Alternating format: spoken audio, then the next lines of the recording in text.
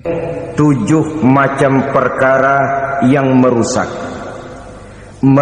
akidah dan keimanan, merusak amal perbuatan yang sudah kita kerjakan, merusak sendi-sendi kehidupan sosial, pendek kata merusak segala hal di dalam kehidupan kita.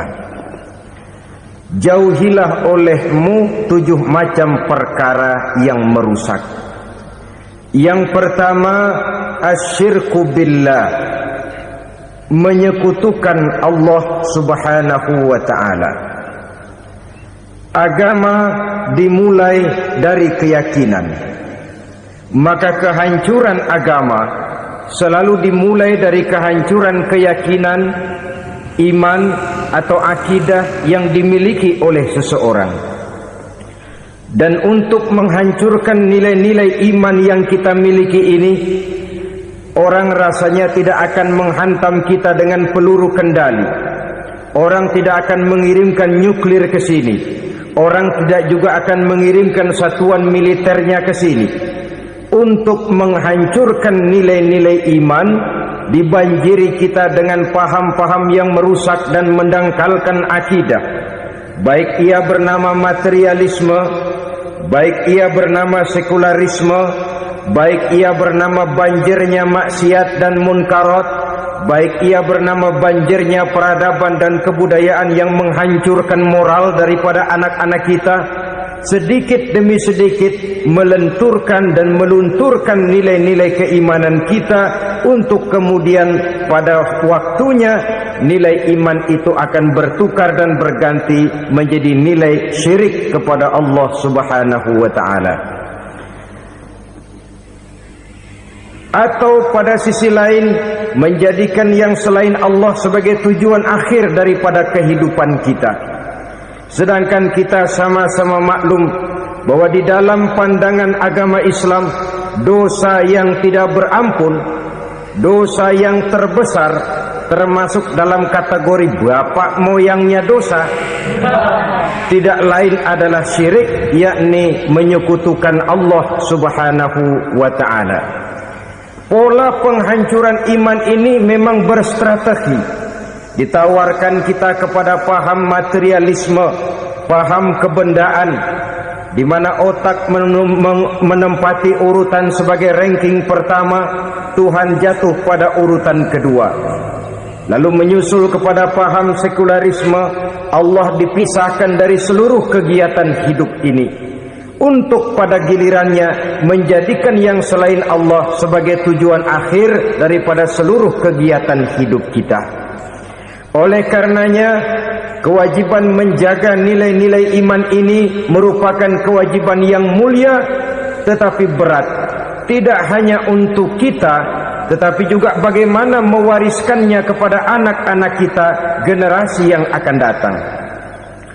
Orang-orang tua bijaksana yang diceritakan di dalam Al-Quran, kalau sudah berpikir tentang anak-anaknya, pertanyaan yang paling mereka risaukan ialah, ma ta'buduna min ba'di.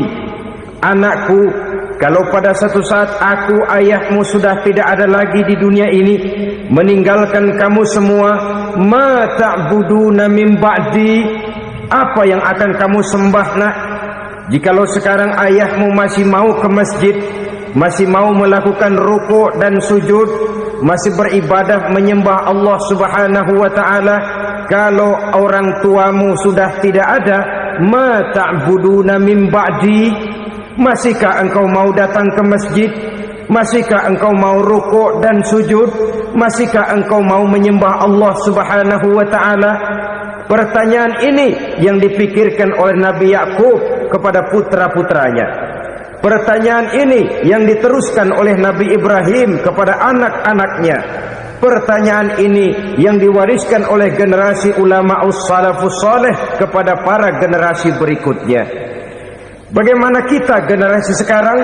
Kita orang-orang tua sekarang bukan berfikir ma ta'buduna min ba'di, malah yang kita fikirkan ma ta'kuluna min ba'di. Kalau bapak tidak ada nanti kamu makan apa nak? Perkara kamu nyembah apa, urusan nomor 18. Yang penting kamu nanti hidup bisa makan, nak. Maka kita sibuk mewariskan harta kepada anak-anak kita. Kita sibuk mewariskan kebun dan tanah kepada anak-anak kita. Kita sibuk mewariskan pabrik kepada anak-anak kita, sementara kita lupa mewariskan intan yang paling mahal, mewariskan mutiara yang paling berharga, yaitu nilai iman kepada Allah Subhanahu wa ta'ala. Alangkah baiknya apabila warisan harta, warisan tanah dan kebun, warisan rumah dan pabrik didasari lebih dahulu dengan mewariskan nilai iman kepada Allah Subhanahu wa ta'ala. Sebagai orang-orang tua, kita boleh bersedih kalau anak kita tidak mengerti komputer. Kita boleh bersedih kalau anak kita tidak mengerti matematika. Kita boleh bersedih kalau anak kita tidak mengerti bahasa Inggris. Tapi sewajarnya lebih bersedihlah kita orang tua jikalau mempunyai anak yang tidak kenal Allah sebagai Tuhannya, yang kemudian tidak mau rukuk dan sujud kepada Allah Tuhannya. Itulah kemalangan yang paling malang bila kita meninggalkan generasi yang tidak bertauhid kepada Allah Subhanahu wa ta'ala. Betapapun anak kita tidak ngerti komputer, saudara, paling-paling kerugiannya cuma kerugian dunia. Masuk dia ke alam barzakh, munkar nakir tidak akan sempat tanya kau belajar komputer apa tidak. Kumpul dia di padang mahsyar, malaikat juga tidak akan tanya matematikamu nilainya berapa. Yang ditanya, kau kenal Allah, kau rukuk dan sujud kepadanya, kau pernah datang ke masjid. Oleh karena itu, sekali lagi, menjaga nilai iman tidak hanya untuk kita, tetapi juga mewariskannya kepada anak-anak kita, generasi yang akan datang. Sungguh kemalangan yang paling besar apabila kita meninggalkan anak-anak kita. Mereka kita tinggalkan lemah ekonominya, itu tidak baik. Mereka kita tinggalkan lemah otaknya, itu pun akan membuat mereka tertinggal oleh yang lain.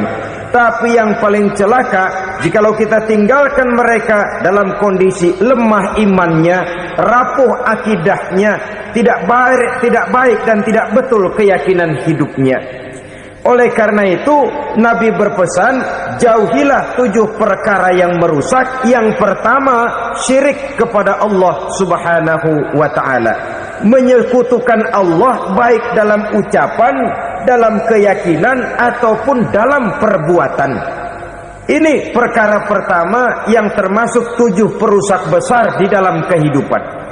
Kalau sudah jatuh kita ke lembah syirik, bagaimanapun banyak kebaikan yang kita kerjakan, berjiwa sosial, bertangan pemurah, gemar menolong orang lain, kalau memang dasarnya syirik, maka seluruh kebaikan kita akan hancur, tidak akan ada nilainya dalam pandangan Allah Subhanahu wa ta'ala. Dalam pandangan manusia, mungkin kita dicatat sebagai orang sosial, gemar menolong orang lain, tidak berpangku tangan melihat orang yang mendapat kesulitan. Tapi oleh karena dasarnya syirik, dasarnya tidak mentauhidkan Allah, maka seluruh nilai kebaikan yang kita kerjakan tidak akan ada nilainya dalam pandangan Allah Subhanahu wa ta'ala. Maka jagalah iman kita, jangan sampai dihinggapi penyakit syirik yang bagaimana kecilnya sekalipun. Sekali lagi, baik syirik dalam bentuk ucapan, syirik dalam bentuk keyakinan, sampai kepada syirik dalam bentuk perbuatan, kita berhindar kepada sifat-sifat yang sedemikian itu. Karena apa? Dalam satu ayat Quran Allah Subhanahu wa ta'ala menjelaskan, innallaha la yaghfiru ayyushraka bih wa yaghfiru ma duna dzalika liman yasha. Allah tidak akan memberi ampun kepada orang-orang yang menyekutukannya, tapi Allah masih mau memberikan ampun kepada dosa-dosa yang selain itu bagi orang-orang yang dikehendakinya. Dosa selain syirik, apabila kita bertaubat, Allah masih mau mengampuni. Tapi kalau sudah jatuh ke tempat syirik, itu sudah dosa yang tidak berampun. Taubatnya tidak lain melepas syirik, kembali kepada tauhid, berkeyakinan bahwa hanya ada Allah Subhanahu wa ta'ala, Tuhan satu-satunya yang lam yalid wa lam yulad wa lam yakul lahu kufuwan ahad. Tidak beranak, tidak pula diperanakkan, dan tidak satupun yang dapat menyerupai Tuhan Allah Subhanahu wa ta'ala. Saudara-saudara kaum muslimin rahimakumullah, bahwa kita di zaman sekarang memang tidak menyembah berhala, ya. Bahwa kita tidak berterang-terangan mengatakan Tuhan lebih dari satu, memang. Bahwa kita tidak berkeyakinan Tuhan itu punya anak atau diperanakkan, tentu. Tapi dalam perbuatan dan i'tiqad kita kadang-kadang jatuh tanpa kita sadari ke tempat yang bernama syirik ini. Oleh karenanya, di zaman di mana teknologi makin canggih, di mana kemajuan pembangunan makin menjangkau berbagai aspek kehidupan, diperlukan keseimbangan antara kemajuan fisik material dengan kemajuan mental spiritual. Apabila tidak ada keseimbangan, yang terwujud tentulah kepincangan, yang diawali dengan pincangnya cara kita berpikir, sehingga pada akhirnya akan mengarah kepada pincangnya cara kita berbuat dan bertindak di dalam kehidupan kita. Oleh karena itu Nabi berpesan, jauhilah sifat syirik, karena syirik merupakan dosa yang teramat besar. Ini sifat merusak yang pertama. Yang kedua, kata Nabi, wasihra, jauhilah sihir. Sihir ini juga termasuk perkara yang merusak kehidupan. Kita semua sama-sama maklum bahwa sihir sebenarnya bukan persoalan baru.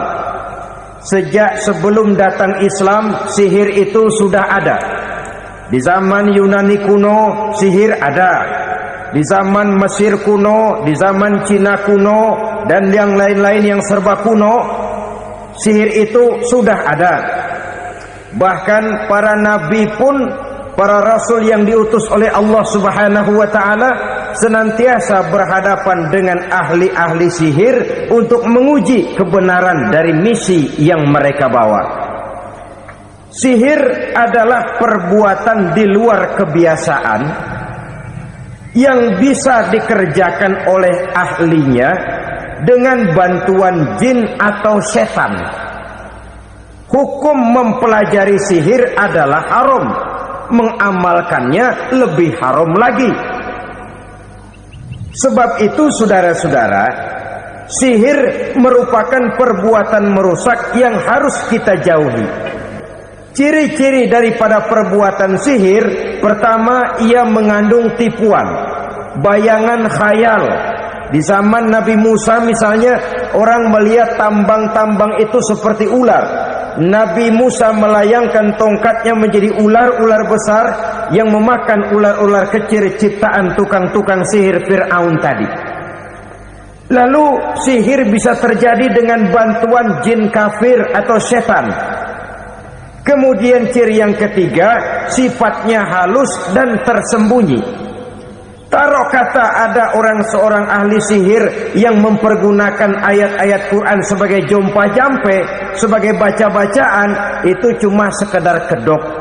Tujuannya tidak lain menjadikan agama sebagai ketok untuk membenarkan cara yang dimurkai oleh Allah Subhanahu wa ta'ala.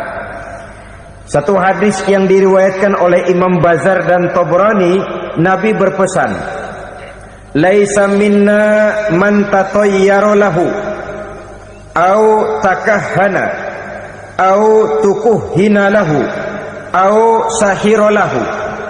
Tidak termasuk ke dalam golonganku, kata Nabi. Tidak termasuk umatku. Siapa mereka? Man tatayyara lahu, orang yang bertatoyur. Apa tatoyur itu? Dari kalimat toyaro, artinya terbang. Toir biasa diartikan dengan burung.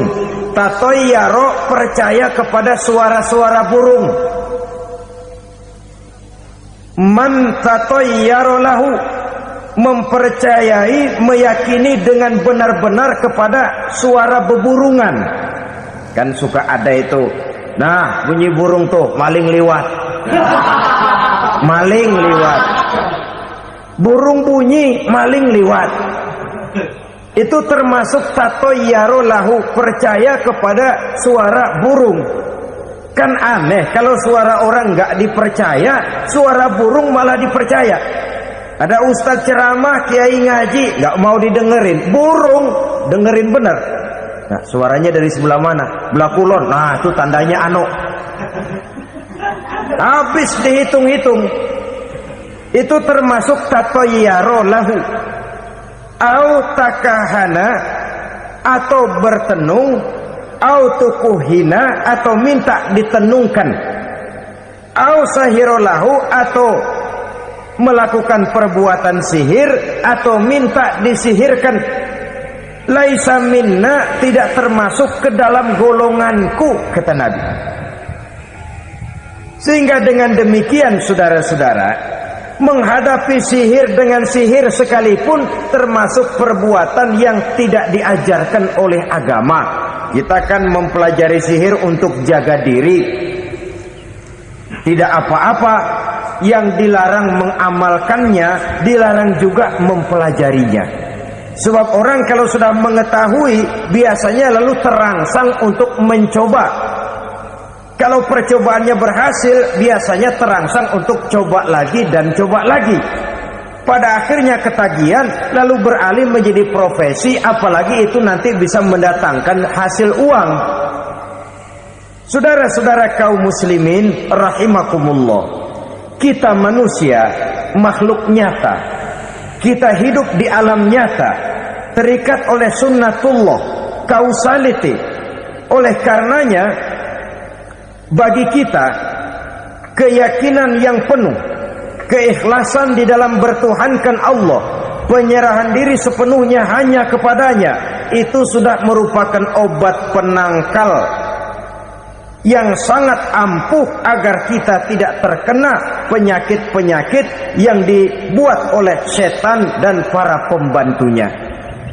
Sehingga beberapa ayat Quran mengajarkan, misalnya a'udzu bikalimatillahi tammati min syarri ma khalaq, atau bismillazi la yadurru ma'asmihi syai'un fil ardi wala fis sama, dengan menyebut nama Allah yang tidak bisa mendatangkan bahaya sedikit pun, dari baik yang datang dari langit maupun yang datang dari bumi. Jiwa yang kosong dari keyakinan yang penuh kepada Allah, jiwa yang penuh was-was dan ragu-ragu, itu yang mudah terserang oleh penyakit-penyakit yang dikerjakan oleh para tukang-tukang sihir, yaitu oleh setan dan seluruh para pembantunya. Kemudian hadis kedua yang diriwayatkan oleh Imam Ibnu Hibban, Nabi bersabda, la yadkhulul jannata mudminu khamrin wala mu'minu bisihrin wala qati'ur rahmin. Tidak masuk surga. Ini Nabi yang bilang, tidak masuk surga. Siapa itu? Pertama, mudminu khamrin, orang yang berkekalan dalam mabuk. Selalu mudminun itu sudah menjadi perbuatan rutinnya, tidak kapok-kapoknya, teler seumur hidup. Mudminu khamrin, tidak masuk surga orang yang selalu bermabuk-mabukan. Yang kedua, wala mu'minu bisihrin, orang mukmin tapi main sihir. Ini juga oleh Nabi diperingatkan, tidak akan masuk surga orang mukmin tapi suka main sihir. Wala qati'ur rahmin, dan tidak juga orang yang memutuskan silaturahmi. Tiga macam manusia yang diperingatkan Nabi tidak akan masuk surga: orang yang selalu mabuk, orang mukmin yang main sihir, dan orang yang memutuskan silaturahmi. Saudara-saudara kaum muslimin rahimakumullah. Lalu orang berkata, kenapa dilarang kita bersihir padahal Rasul sendiri kan punya mukjizat? Nah, kita memang harus membedakan antara mukjizat dengan sihir. Dalam kehidupan agama kita kenal ada yang namanya mukjizat, Ada yang namanya karomah atau keramat biasa diucapkan, ada yang namanya maunah, ada yang namanya irhas, ada juga yang namanya sihir. Kesemuanya ini berbeda, saudara-saudara. Yang dinamakan mukjizat itu khusus untuk para rasul saja. Satu kejadian luar biasa yang terjadi dilakukan oleh Rasul atas izin dari Allah Subhanahu wa ta'ala. Perbedaannya dengan sihir jelas. Sihir dari setan, mukjizat dari Allah. Sihir bisa dipelajari, mukjizat tidak. Sihir umumnya untuk maksud-maksud yang tidak baik, sedangkan mukjizat untuk memperkuat kebenaran yang disampaikan oleh para rasul dan ditentang oleh umatnya. Bahkan kafir Quraisy dahulu menganggap orang-orang ahli sihir itu berada dalam satu posisi yang hina, sehingga mereka mengatakan dan menuduh Nabi Muhammad sebagai tukang sihir. Tuduhan sebagai tukang sihir adalah tuduhan yang sangat aib dan hina. Di tengah masyarakat kufar jahiliyah, kedudukan tukang sihir dipandang sebagai kedudukan yang hina, sehingga mereka mengejek Nabi dengan sebutan tukang sihir. Jadi mukjizat hanya untuk Rasul saja. Kemudian karomah. Karomah ini asal kata dari karoma, kehormatan, kemuliaan yang diberikan Allah kepada hamba-hambanya yang rajin mendekatkan diri kepadanya. Oleh karena ketekunannya melaksanakan ibadah, Allah memberikan keistimewaan kepada orang itu, yang dengan keistimewaannya dia bisa mengerjakan yang tidak bisa dikerjakan oleh orang lain. Karomah hanya bisa dicapai dengan prestasi ibadah. Kalau sihir, mau ibadah apa enggak, asal dia belajar, bersatu dan berteman dengan setan, memenuhi persyaratan-persyaratan setan, biasanya lalu bisa. Sedangkan karomah tidak mungkin terwujud tanpa orang mendekatkan diri sedekat-dekatnya kepada Allah Subhanahu wa ta'ala. Maka kita lihat biasanya orang-orang yang punya ilmu sihir, mukanya rata-rata nggak enak dilihat. Kumuh, jauh dari air wudhu, jauh dari sujud kepada Allah, malah berteman dengan setan, menjadi pelayan-pelayannya setan. Saudara-saudara, adapun maunah, keistimewaan yang diberikan Allah kepada hamba-hambanya yang belum sampai kepada tingkat wali, tapi orang itu lebih banyak kebaikannya daripada kesalahannya. Umpamanya, saudara jalan bertiga di pinggir jalan, saudara ada pada posisi di tengah, lalu bertiga ini ketabrak mobil. Menurut perhitungan saudara mati lebih dahulu. Tapi terjadi hal yang aneh, dua teman saudara mati, saudara malah cuma luka dan lecet sedikit saja. Apa itu? Kalau kita lebih banyak kebaikannya daripada kesalahannya, itu yang dinamakan maunah, pertolongan yang diberikan Allah kepada hamba-hambanya yang lebih banyak kebaikannya daripada kesalahannya. Sedangkan yang dinamakan irhas, kejadian luar biasa pada diri seseorang pada waktu dia masih kecil, yang menunjukkan tanda-tanda keistimewaannya. Itu umumnya pada para nabi pada usia kecilnya sudah ada irhas, tanda-tanda istimewa. Jelas baik mukjizat, karomah, maunah maupun irhas berbeda dengan sihir. Sihir ini jelas saja merupakan bantuan dan persekutuan antara manusia dengan setan. Padahal setan, kata Allah dalam Al-Quran, innahu lakum aduwwum mubin, sesungguhnya setan bagi kamu adalah musuh yang sangat jelas. Saudara-saudara kaum muslimin rahimakumullah, di zaman sekarang dalam menghadapi beban kehidupan yang makin pelik, menghadapi stres yang tidak kunjung selesai, menghadapi persoalan-persoalan yang teramat berat, orang sering mencari jalan keluar kepada hal-hal yang menurut pendapatnya bisa meringankan beban moralnya itu. Pergilah dia mencari sesuatu yang dapat meringankan bebannya. Dan tidak jarang yang jatuh ke pangkuan tukang-tukang tenung, ke pangkuan tukang-tukang sihir, yang mereka itu oleh Quran dijelaskan kadzabal munajjimun walau sodaku. Tukang-tukang tenung, tukang-tukang sihir, mereka itu bohong walaupun benar. Maksudnya bohong walaupun benar, artinya kalau yang mereka kerjakan benar, itu sih kebenaran. Benar dengan kebenaran itu lain.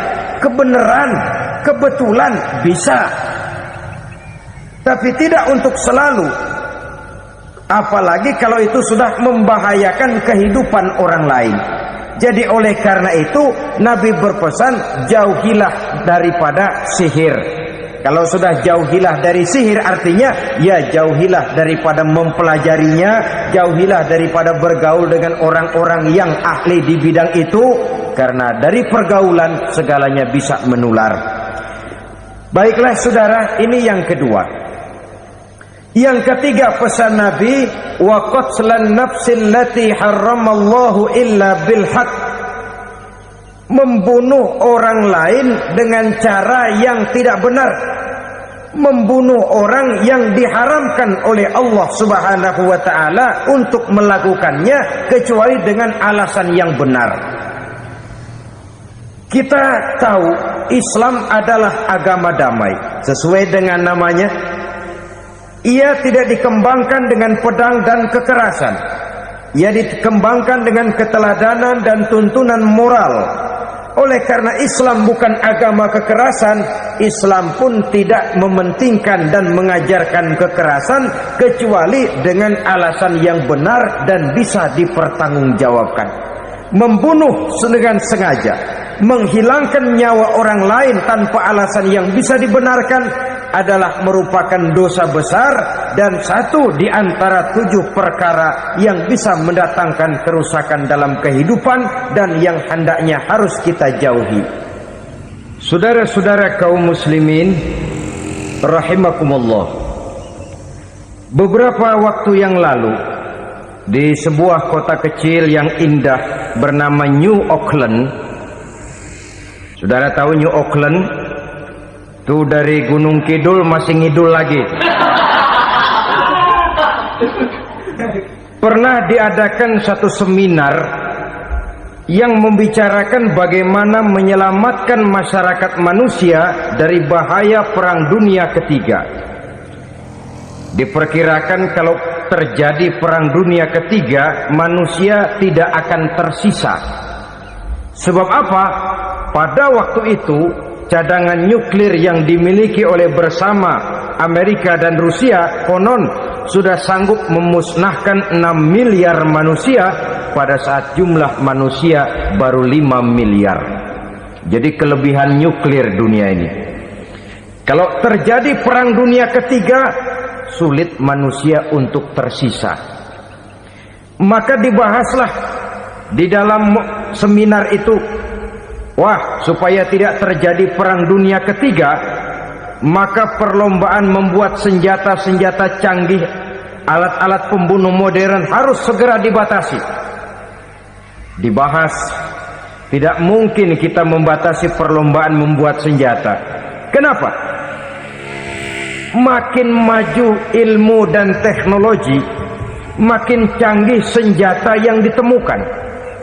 Atom sudah meningkat menjadi nuklir, nuklir sudah meningkat menjadi neutron, dan kita tahu bom yang bernama neutron ini bom yang cukup membunuh tanpa perlu merusak. Artinya kalau dia diledakkan di kota kita ini, bangunan utuh, jembatan tidak ambruk, rumah-rumah tetap berdiri, tapi semua yang bernama hidup mati. Itu katanya lebih sopan dari bom atom. Sebab kalau si atom ini sudah membunuh, merusak pula. Neutron cukup membunuh saja tanpa perlu merusak. Jadi majunya senjata-senjata teknologi sebagai akibat yang logis dari kemajuan ilmu pengetahuan ini tidak bisa kita batasi. Dan memang sebenarnya yang bahaya bukan senjatanya, tapi manusia yang mengendalikan senjata itu. Mereka kembali kepada prinsip the man behind the gun. Bukan senjatanya yang bahaya, tapi manusia yang mengendalikan senjata itu yang bahaya.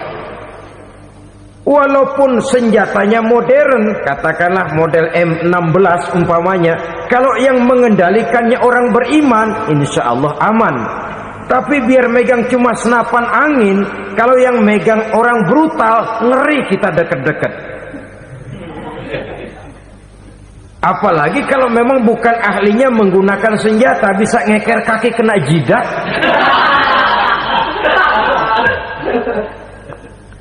Mereka kembali kepada prinsip lama yang tetap baru. Bukan senjatanya yang harus dibatasi, manusia yang mengendalikan senjata itu yang perlu dibicarakan. Nah, kalau begitu, agar manusia tidak mempergunakan senjata sewenang-wenang, apa yang harus kita lakukan? Ya, manusianya harus bermoral. Ya, tapi moral yang mana? Di dunia ini banyak ajaran tentang moral. Itu pun mudah saja.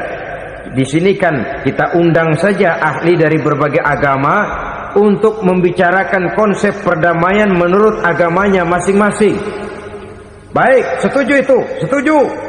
Maka tampillah para ahli agama, mereka kembali kepada prinsip moral daripada konsep yang terkandung di dalam ajaran agama untuk menegakkan perdamaian. Mula-mula naiklah ahli dari agama Hindu, dibacakan konsep perdamaian menurut ajaran agama Hindu, bahwa untuk damai manusia harus meninggalkan nafsu keduniaannya, menempuh samsara dan sebagainya untuk mencapai nirwana, menjauhi kemegahan dan kemewahan dunia. Ini lalu dibahas, rasanya juga tidak mungkin ini. Kemudian dari agama Nasrani, bahwa untuk damai manusia harus menciptakan sifat kasih sayang. Kalau ditampar pipi kiri, berikan pipi yang kanan. Kalau diberikan selendang, berikan baju. Nanti orang kasihan, lalu dia tidak akan nampar lagi. Ketika ini dibahas, ternyata rasanya pun tidak mungkin bisa diterima. Karena apa? Di zaman sekarang orang ditampar pipi kiri, dikasih pipi kanan. Bukan kasihan, gemes. Damai belum tentu, bonyok udah jelas. Lalu ketika dibacakan konsep perdamaian menurut Quran, di mana disampaikan ayat wa jazaa'u sayyi'atin sayyi'atun misluha faman afa wa aslaha fa ajruhu 'ala Allah. Balasan terhadap satu kejahatan adalah kejahatan yang seimbang, tetapi barang siapa yang memberi maaf dan mencari jalan damai, itulah yang terbaik dan akan mendapat pahala dari Allah Subhanahu wa ta'ala. Kamu tidak salah ditampar pipi kirimu, tampar lagi pipi kirinya sekeras dia menampar pipi kirimu. Nanti orang tidak mau menampar kita karena dia tahu kalau dia tampar kita, dia akan menderita tamparan sekeras dia menampar kita. Akan terjadilah prinsip saling hormat menghormati, tidak saling ganggu, tidak saling usil, tidak saling jahil. Atas dasar ini perdamaian bisa ditegakkan. Mereka bisa menerima konsep ini, tapi kemudian seminar ditutup tanpa satu keputusan resmi. Kenapa? Terus terang mereka kagum dengan konsep Islam, tapi sentimen lama terhadap nilai-nilai Islam telah menutup mata mereka untuk menerima kebenaran dari ajaran Al-Quranul Karim. Saudara-saudara kaum muslimin rahimakumullah, kembali kita kepada persoalan pokok. Roh adalah dari Allah. Dia akan kembali kepada Allah, milik mutlak dari Allah. Tidak pantas kita merampasnya dari orang lain. Tidak wajar kita menghilangkannya tanpa alasan yang dibenarkan oleh agama. Di zaman sekarang akibat persaingan hidup yang makin tajam, lapangan kerja yang makin sulit, tensi ekonomi yang makin tinggi, atau karena nilai moral yang makin rendah, atau juga karena rapuhnya pegangan orang kepada agama, nyawa rasanya sudah sedemikian murahnya. Berbagai kasus membuat berdiri bulu roma kita. Ada mayit, ada manusia dipotong 6, dicincang macam kambing. Ada yang dipotong 5, ada yang dipotong 13, dikardusin, dibuang ke tempat sampah. Inna lillahi wa inna ilaihi raji'un. Gejala apa ini? Kanibalisme. Manusia sudah demikian sadisnya, manusia sudah sedemikian buasnya, sehingga sesama manusia diperlakukan seperti hewan. Padahal hewan sendiri belum pernah macan makan macan, bagaimanapun buasnya macan. Belum pernah serigala memakan serigala, bagaimanapun brutalnya serigala. Tetapi manusia makan manusia di zaman sekarang kadang jadi kenyataan dalam kehidupan kita. Kadang persoalannya remeh saja. Soal uang 200 perak, pisau bicara, nyawa melayang. Soal rokok sebatang, celurit bicara, nyawa melayang. Soal-soal yang sama sekali tidak prinsip, begitu mudah kita menghilangkan nyawa orang lain. Padahal Nabi pernah memperingatkan, apabila dua orang muslim sudah berkelahi dan berbunuh-bunuhan, al-qatil wal maktul finnar, yang membunuh dan yang terbunuh dua-duanya neraka. Sahabat heran, ya Rasul, kalau yang terbunuh, kalau yang membunuh masuk neraka itu sih wajar, tapi yang terbunuh kenapa neraka juga? Beliau menjawab, dua-duanya sudah punya niat untuk saling membunuh. Niatnya itu yang diponten. Yang terbunuh cuman lagi apes aja, keduluan dia. Umpama tidak terbunuh, pasti dia yang akan membunuh. Oleh karenanya al-qatil wal maktul, yang membunuh dan yang dibunuh finnar, dua-duanya masuk ke dalam neraka. Islam menghormati kehidupan, tidak hanya terbatas kepada sesama muslim, orang-orang yang berlainan agama pun yang mau hidup berukun, damai, berdampingan dengan umat Islam, jiwa mereka, darah mereka dilindungi oleh nilai-nilai Islam yang disebut dengan kafir zimmi ini. Mengganggu mereka sama saja dengan mengganggu aku, kata Nabi. Jadi oleh karena itu, sayangilah sesama. Kehidupan adalah anugerah Allah, bukan wewenang kita untuk mencabutnya dari orang lain, bukan wewenang kita untuk merampas dan menghilangkannya dari orang lain.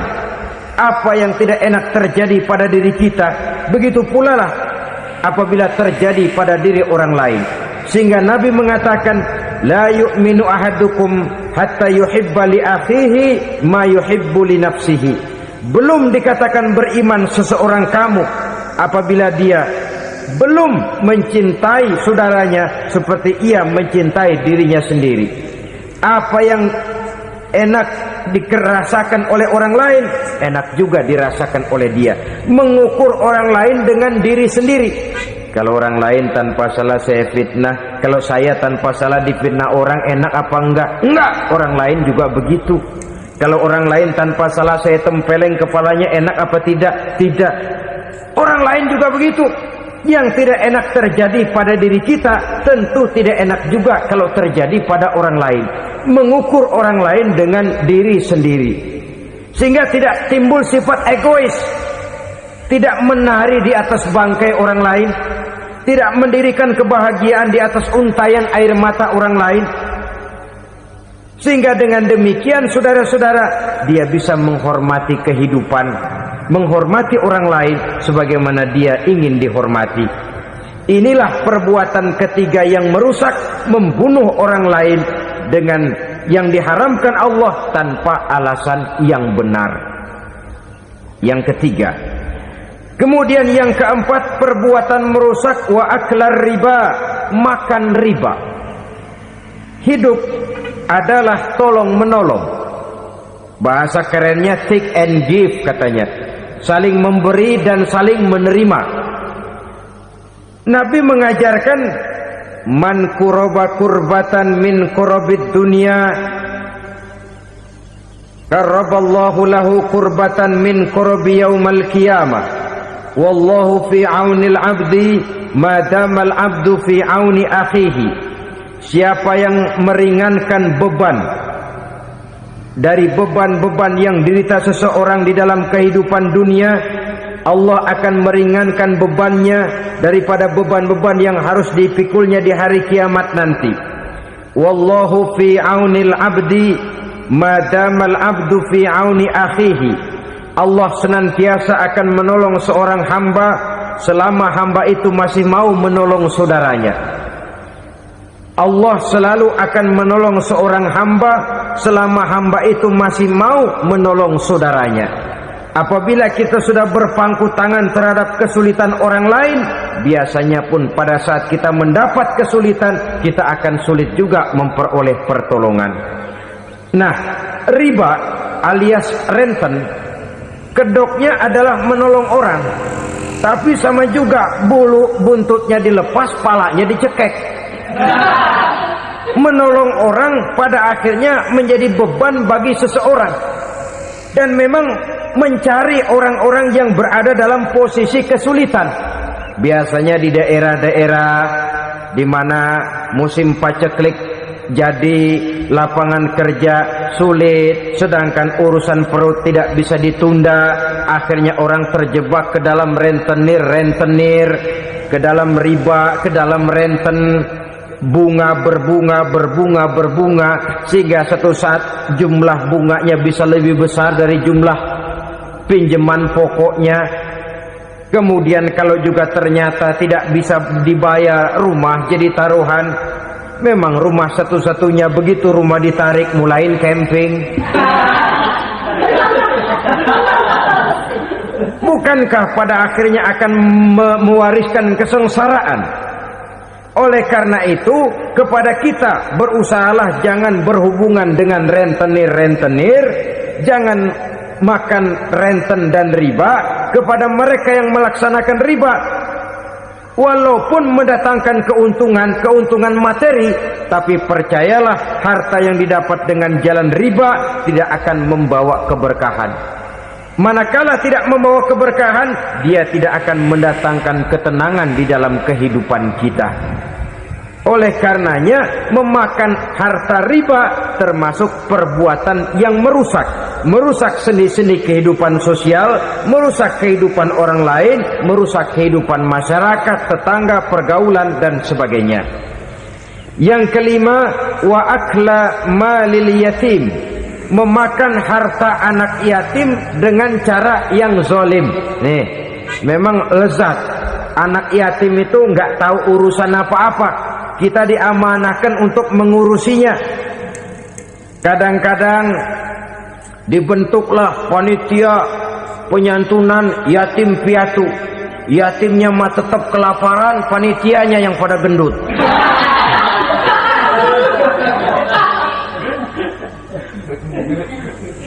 Padahal memakan harta anak yatim termasuk perbuatan dosa besar, dan menjantuni yatim merupakan perbuatan mulia. Nabi mengatakan, ana wa kafilul yatim kahataini yaumal qiyamah. Aku dan orang-orang yang menyantuni anak yatim seperti dua jari ini pada hari kiamat nanti. Dekat sekali. Jikalau ingin di hari akhir nanti dekat dengan Rasul, bersahabatlah dengan anak-anak yatim. Jadilah pengurus anak-anak yatim. Bangunlah panti-panti asuhan yatim. Pada saat bapak ibunya meninggal, kitalah yang menjadi orang tuanya. Bahkan sedemikian besar perhatian Islam terhadap anak-anak yatim ini, sehingga Quran memberikan peringatan, ara'aital ladzi yukadzibu bid-din fadzalikal ladzi yad'ul yatim wa la yahuddu ala ta'amil miskin. Tahukah kamu siapa orang yang mendustakan agama? Beragama tapi dianggap dusta, solatnya dusta, puasanya dusta, karena agamanya sudah berdusta. Siapa mereka? Fazalikal ladzi yad'ul yatim, orang yang menyanyiakan anak yatim.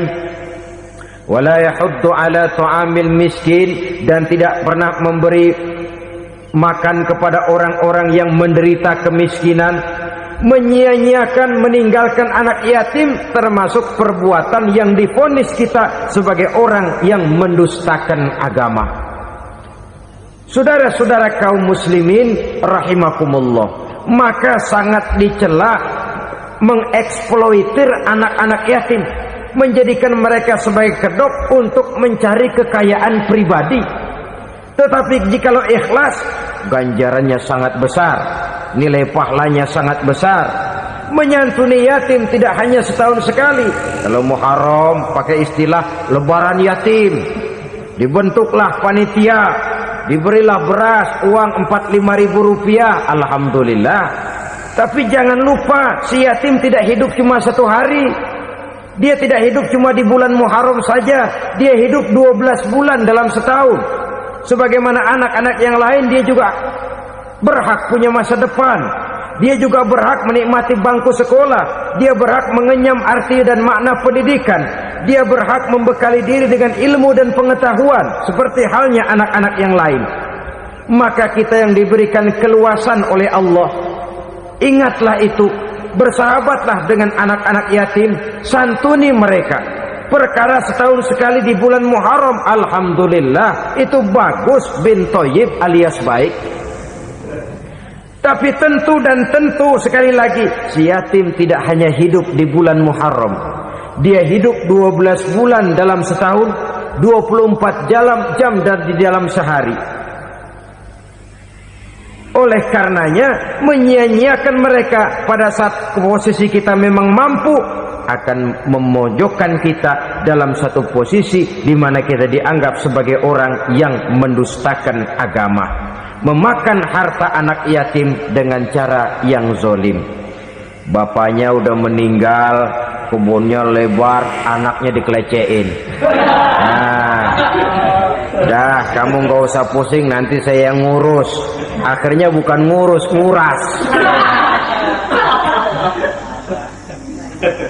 Si yatim mungkin tidak tahu bahwa dia disia-siakan, haknya diambil, miliknya dizalimi.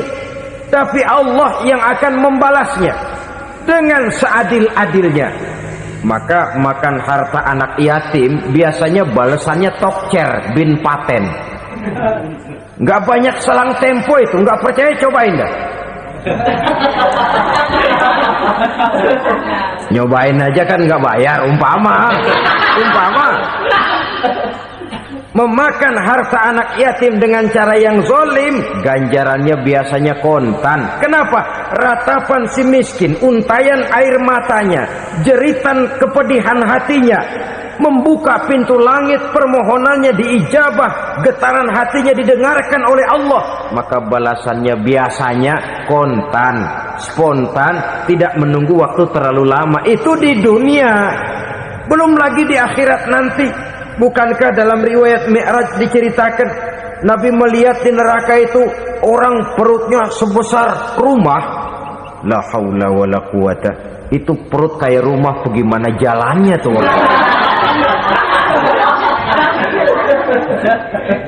Dan memang gak jalan, diseret-seret oleh malaikat di neraka itu.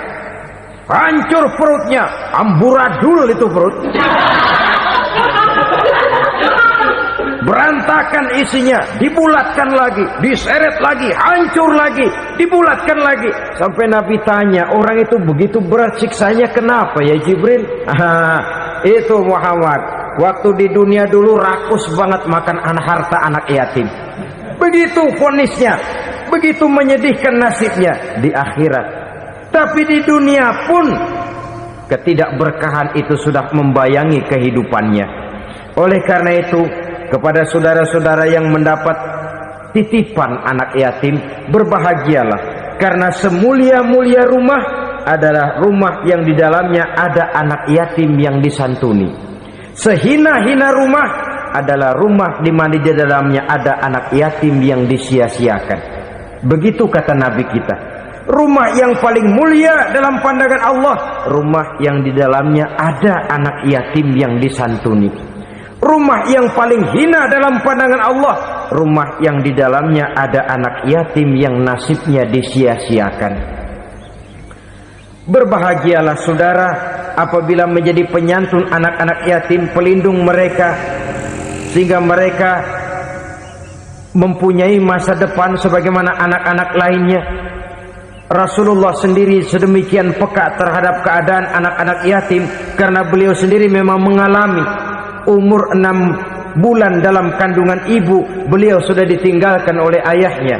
Pada saat berusia 6 tahun ibu sudah meninggal. Yatim piatu dalam usia di mana beliau sedang perlu belas kasih seorang ibu dan pengertian seorang bapak. Kepekaan itu lalu timbul, bahkan kemudian sampai kepada beliau berkata, aku dan orang yang menyantuni anak yatim seperti jari tengah dan jari telunjuk di hari akhirat nanti. Sedemikian dekatnya. Baiklah ya, jadi yang kelima, memakan harta anak yatim. Jauhi karena ini perbuatan yang merusak. Yang keenam, watawalli yaumaz zahfi, melarikan diri pada hari pertempuran. Apa ini? Khianat, tidak konsekuen dengan konsep perjuangan. Pada mulanya keras benar teriak berantas korupsi, ganyang korupsi, cuma karena belum dapat giliran. Begitu dia naik dapat kesempatan, korupsinya lebih edan dari yang diteriakinya. Ini termasuk tawalli yaumaz zahfi, berpaling pada hari peperangan. Di saat menghadapi musuh, kalau belum kelihatan musuh, teriaknya nyaring bener. Jangan takut demi kebenaran sampai titik darah yang paling penghabisan. Musuh belum kelihatan. Begitu musuh sudah kelihatan, paling dulu lari ke belakang. Kalau diajak berjuang ada saja alasannya. Sehingga Quran memberikan peringatan kepada kita semua. Mengapa kamu ini berat? Kalau sudah diajak berjuang di jalan Allah, kakimu seperti terhunjam berakar di perut bumi. Berat untuk melangkah berjuang. Lari dari pertempuran tidak konsekuen dengan konsepsi perjuangan. Mau enaknya saja dalam kondisi yang sulit lalu berpangku tangan. Ini termasuk ciri munafik yang di dalam Al-Quran disindir dengan bahasa kullama adha'a lahum masyaufi wa iza azlama alaihim qamu. Waktu terang mereka jalan, giliran gelap mereka mandek. Artinya, maksudnya kalau giliran ada untungnya aja rame-rame teriak Islam, tapi begitu diminta berjuang, dituntut berkorban, rame-rame mundur.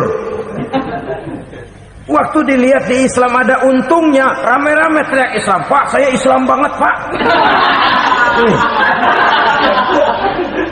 KTP saya Islam, Pak. Pokoknya Islam banget dah.